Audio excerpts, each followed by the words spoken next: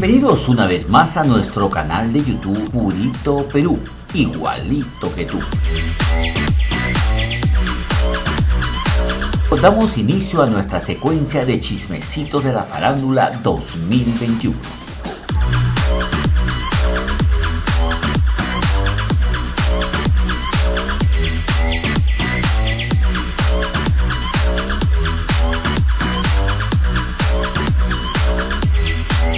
La conocida cantante huancaína Aide Raimundo ya ingresó a los estudios de grabación para trabajar en el audio, o sea, para ponerle su potente voz a los temas que serán sus primicias 2021.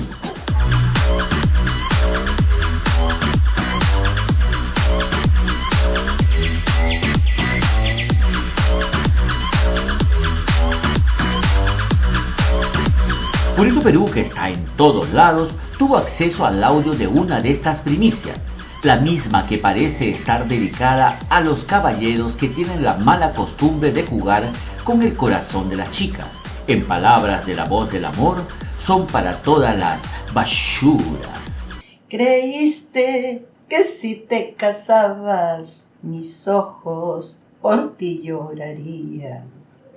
Reías cuando yo lloraba, te burlabas cuando yo tomaba.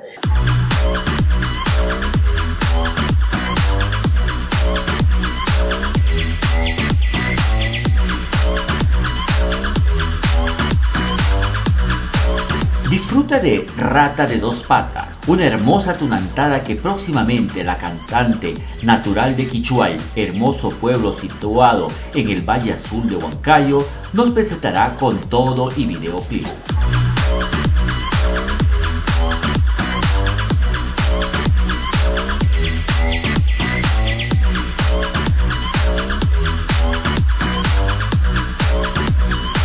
Creíste que si te marchabas, mis ojos por ti llorarían.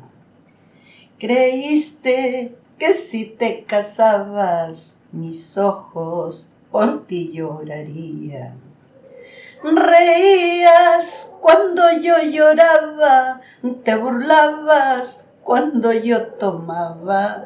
Reías cuando yo lloraba, te burlabas cuando yo tomaba. Creíste que si te casabas, mis ojos por ti llorarían. Creíste que si te marchabas, mis ojos por ti llorarían. Reías cuando yo lloraba, te burlabas cuando yo tomaba. Reías cuando yo lloraba, te burlabas cuando yo tomaba.